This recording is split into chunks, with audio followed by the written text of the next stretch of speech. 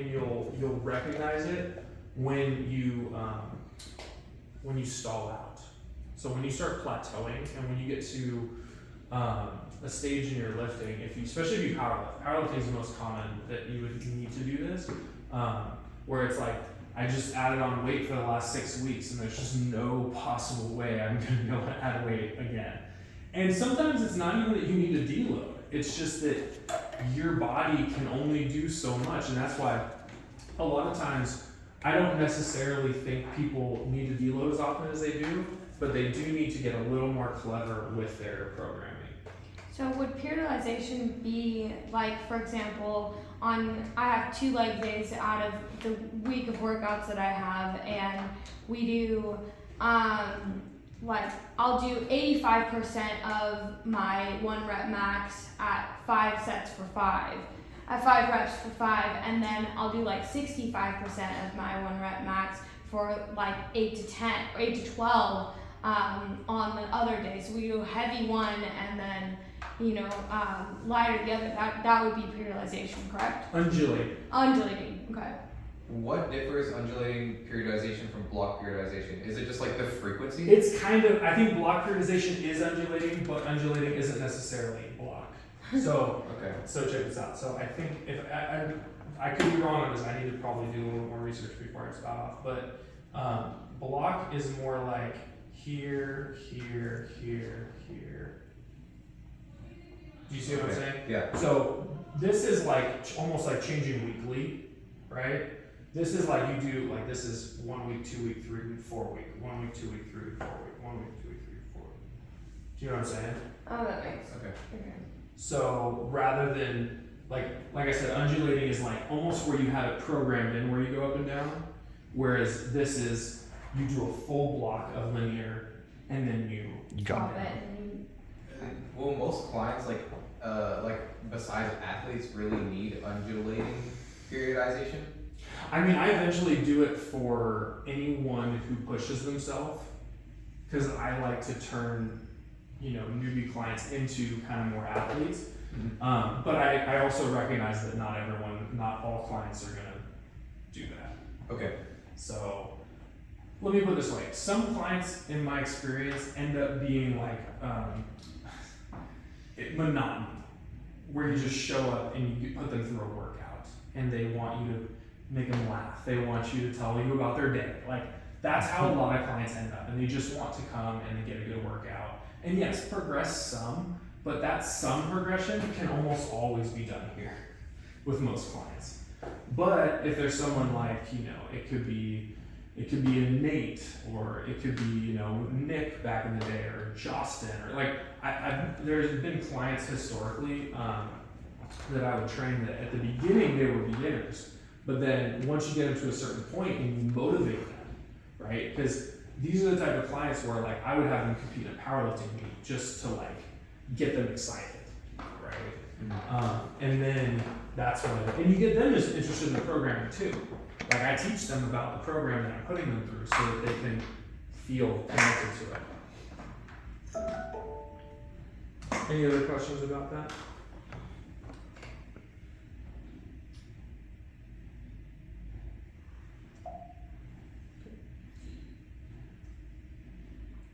All right, so let's talk about individualization. So when you're creating a program, there's a lot of factors that go into it. And like I said, we're gonna get into it in a kind of a very comprehensive way, even if most clients fall into simpler categories. Does that make sense? So, I mean, you could probably take almost every client that comes in and they fall into like 3 or 4 different categories. Like it's pretty simple. But we learn, like I said, we learn all this stuff so that we have a full understanding of why we would do things, and if you are going to train athletes and things like that. So, if you were going to individualize a program, what would you be thinking about? Like, what categories would you think about? Exercise selection. Oh, let's do things like about the individual. Goals. Like, Well, goals is a good one. Experience level. history, medical. So history, you said medical. medical history, So like any previous injuries or something. right, Age. restrictions, Restrictions because of injuries. or just in general, like mobility wise, you want to like it kind of ties in with age.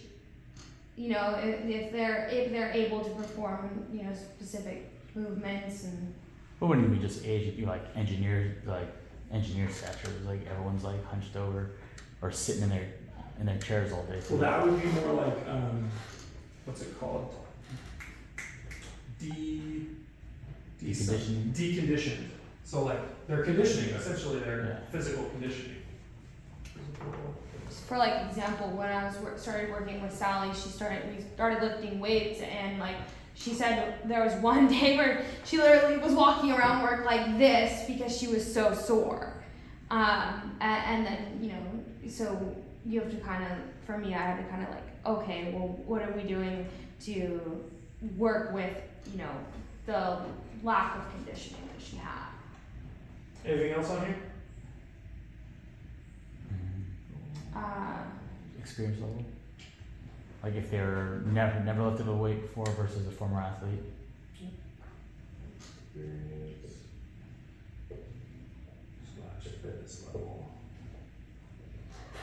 Sorry about my handwriting. Anything else? Diet. Actually, yeah, that's a good one. How does it?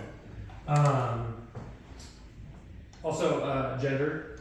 You know, people might hate to hear this, but it doesn't matter when programming. And Women can handle more volume. Sorry, sorry. Also, overall strength. I know that might seem like experience and fitness level, but you could be brand new and be strong, like very strong. And what So- about like availability and schedule? Does that also tie in, or no? Okay, so that would fall under preferences. Okay. So, because obviously when you're creating a program, you're gonna think about that stuff. The last thing, or another thing would be discipline. Because if someone's like not very disciplined, you're not gonna probably have them do a 5-day-a-week program. Yeah. Probably not gonna follow it. I almost no 5-week programs for people because I know that unless you're an athlete or you act like an athlete, you're not gonna do it.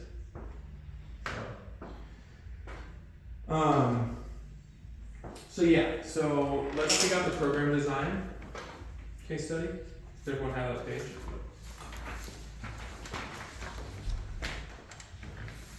So we only have 5 minutes, so I think what I'm gonna do is I'm gonna, let me see, actually, yeah, that's the last thing, so we can do that.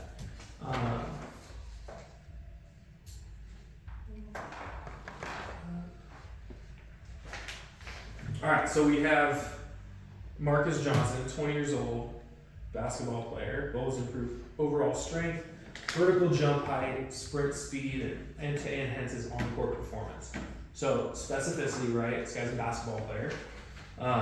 And this is pretty common. So like most athletes are gonna have similar performance goals, right? Because a lot of them are gonna have to do with quickness, speed, explosiveness, things like that. Now, of course, some will be more specific than others, but just something to note. Initial assessment indicates that Marcus possesses good endurance, but lacked explosive power and strength, which are crucial for a basketball guard. His vertical jump was measured at 24 inches, and his 20-meter sprint was 3.2 seconds. All right, so key principles that are applied, right? So we're looking at specificity. So focusing on developing explosive power and agility tailored to basketball movements. Implementation. Implementation is just like, okay, so how are we gonna do that, right? So program will include plyometrics, agility drills, mimicking basketball defensive slides, and sprint intervals. So anyone have any other kind of things that could go into that category too? Of how you would implement that specificity?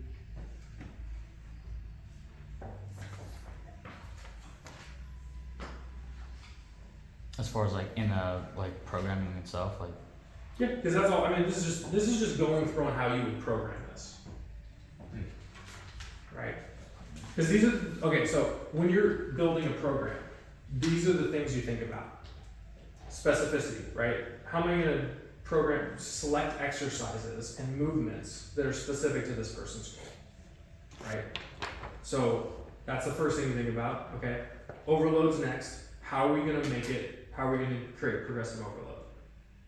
Right, with these exercises, because the way you do progressive overload for sprinting is totally different than the way you do it for squatting, than the way you would do it for, you know, bench press. Whatever, it's gonna be different types of work. It's gonna be different. And then progression, right? How are you going to what type of progression are you gonna use? It's gonna be linear. You're gonna do undulating, you know, or periodization.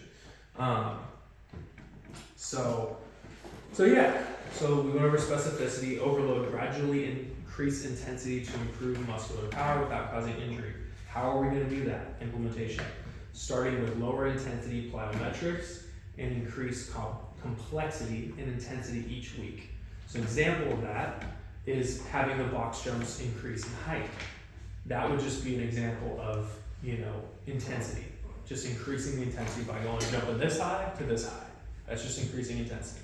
Now, he said complexity also, so if you wanted to increase complexity, you might do jump off of the box to the ground and then explode onto the next box, right? You now just added a complexity to that movement. Does that make sense? All right. Progression, focus, systematic increase in training demands to stimulate continuous improvement. Implementation, incremental increases in weights, uses for strength training exercise, progressing from body weight to weighted vests for plyometric exercises. So that basically just adding load is what he's doing. Question, could he, for box jumps, would a progression also, like, could you do ankle weights? You could. Okay. That would be, yes, for progression. Yeah. That's basically what they're saying for the or for the weighted vest. Anytime you add weight, it's going to be a progression. Okay. All right, reversibility. So we didn't go over this earlier, but reversibility is just like going back to where you started, which not everyone thinks about, but it happens for most athletes. You know, after the season and whatnot, like your strength and fitness, it goes backwards. And it's not abnormal. That's what happens. It says focus, prevent loss of gains during rest periods or lighter training weeks, which might be a deload. It might be that they're doing undulating periodization. Could just be that they have harder practices. You know, like during the football season, you know, a lot of it for kids are just preventing injury and making sure that they don't lose all of their gains that they made in the off season. And it's hard because they can only train once a week. Implementation, integrated active recovery weeks that maintain a focus on light plyometrics and mobility work to keep gains without overtraining. Does everyone understand reversibility? Mm-hmm. Okay. Individualization, tailor the program to Marcus' specific needs and current abilities. Implementation, give Marcus initial lack of strength. The program emphasized foundational strength building before introducing more complex power movement. So what that means is he's basically going to focus on GPP, which if you guys don't know, GPP is general physical preparedness. For example, JoJo, almost everything you've been doing is GPP. Okay, so all of the movements that aren't going to go specific towards any sport necessarily, squat, bench press, burpees, like those are things that are going to increase your fitness overall. Make sense? And doing a wide variety. And every program, even if you're an athlete, should start with GPP. Powerlifters make this mistake all the time, where they go straight into their 3x3s, super heavy, when they shouldn't. They should be starting with endurance work, hypertrophy work, then transition into strength work.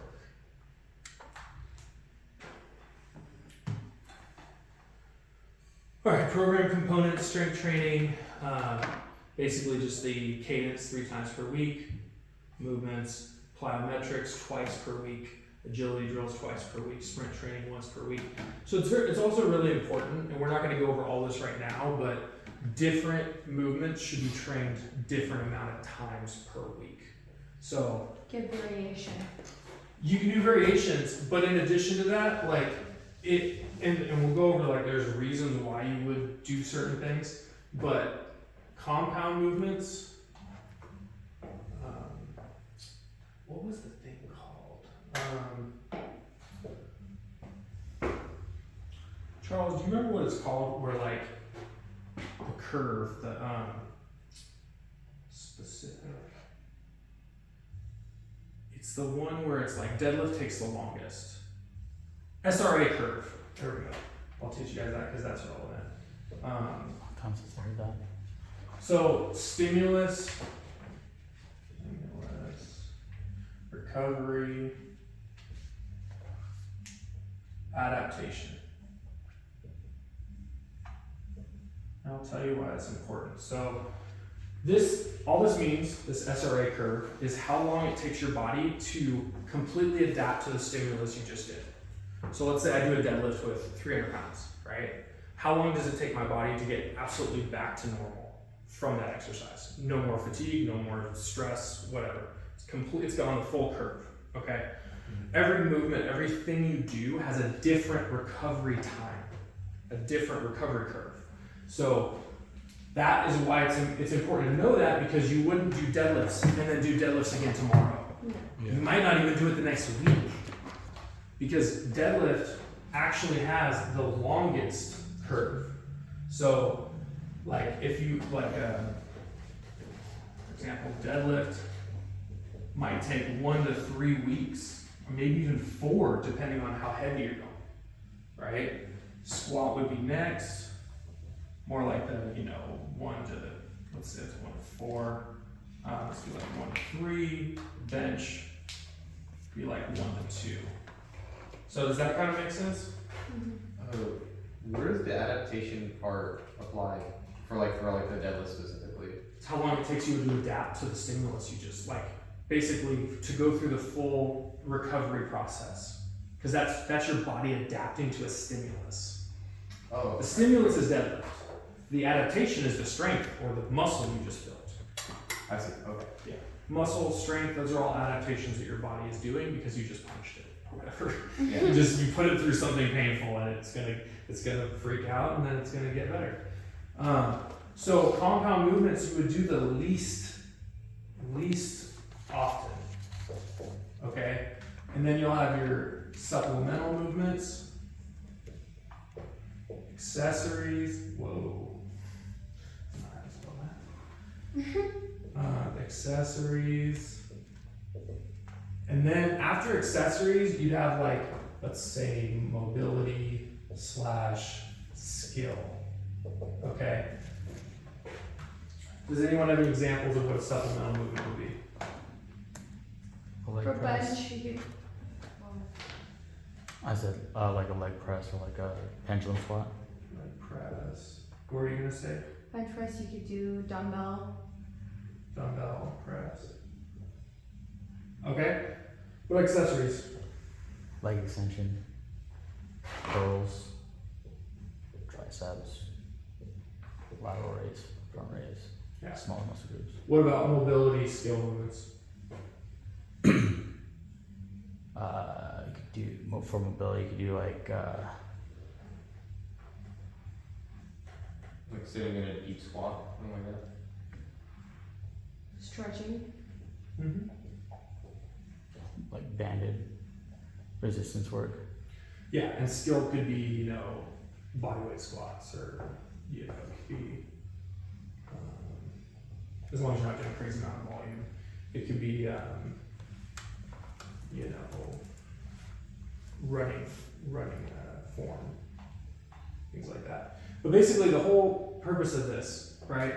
So when you're building a program, you start on the left, start with the compound movements, you don't start over here, right?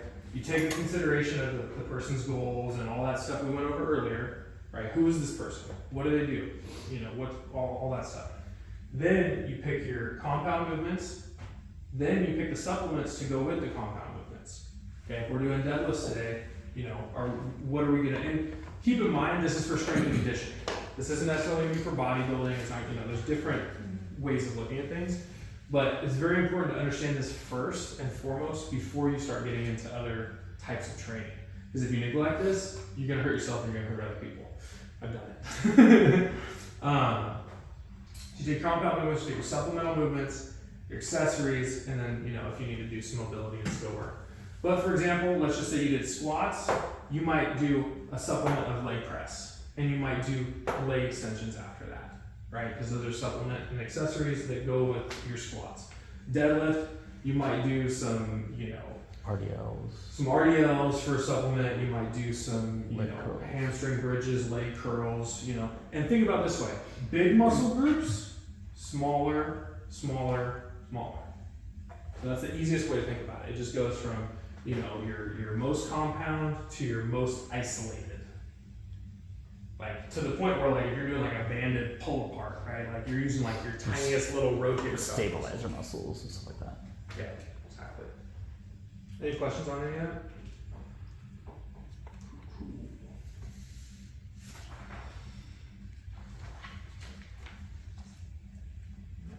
Is this helpful for you? Yes. Yeah, for sure. Is that it? It's not, just so you know. That is everything. You guys have the homework assignment, right? It's week 2 handout. Let's see again.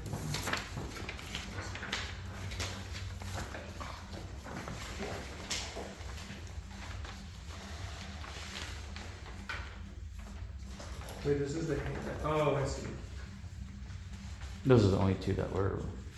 Yeah. That's so at the back right here. You notice I said think about how you apply these principles to design a program for the hypothetical client interested in weight loss. And then I put Betty on the back. Betty. This is Betty. Hi, Betty. So we're gonna build Betty a program. By the way, did you guys all do the YouTube assignment? You weren't here. So it's like three trainers that we feel are effective and 3 that are not. Did you do it? I picked one. Did you do it? You were here? I was here. I didn't do it. You didn't do it. I can email it to you though. Well, if you guys think this is important, you guys need to do it, because if you don't do it, I'm not gonna think it's important, and then we're just not gonna do it. Okay, Does that make sense? that makes Because sense. this is kind of like, I'm doing this for you guys, Right. right? I don't need it. Could you forward that to me so I can do it? It's on the sheet, right? Oh, you're talking about the other one? Yeah. Oh, you can just write it down. So, find 3 YouTube videos of people who you think are actually good, who Okay. actually know what they're talking about, Okay. and 3 charlatans who are spouting off bullshit. Okay. All right. She's like, I already know. I already have it saved. I already have 3 saved, but I haven't looked for the ones that aren't good. Yeah, do I that. haven't, yeah. It's important to That's why I know. said I didn't do it. It's important to know. Got it. Do you And it's want? not saying you can't like the person, but it's important to know which people are full of shit or just trendy versus Right. Like real knowledge. Papa Swolio. Do you know that? What about, He's not on social media, so. Okay. what about Wes Watson? I think he's kind of. Does he teach fitness though? I don't know. In Most of his shit, videos, he's not teaching he's fitness. mostly just yelling at you the whole time. But my point is I wouldn't even consider him a charlatan because he's not trying to teach you fitness. Right. If he was sitting there trying to teach you something and it was bullshit, then I'd say, okay, whatever. But he's more of like a motivational coach. Yeah. Totally different category. We're talking more, strength and conditioning coaches, people who claim to be trainers, things like that. Okay. Controversial pick, Rich Piana. Yeah, no, that's It's a good pick. Yeah. No, that's a. there's plenty to choose from. There's no shortage. So yeah. That's all I have for today.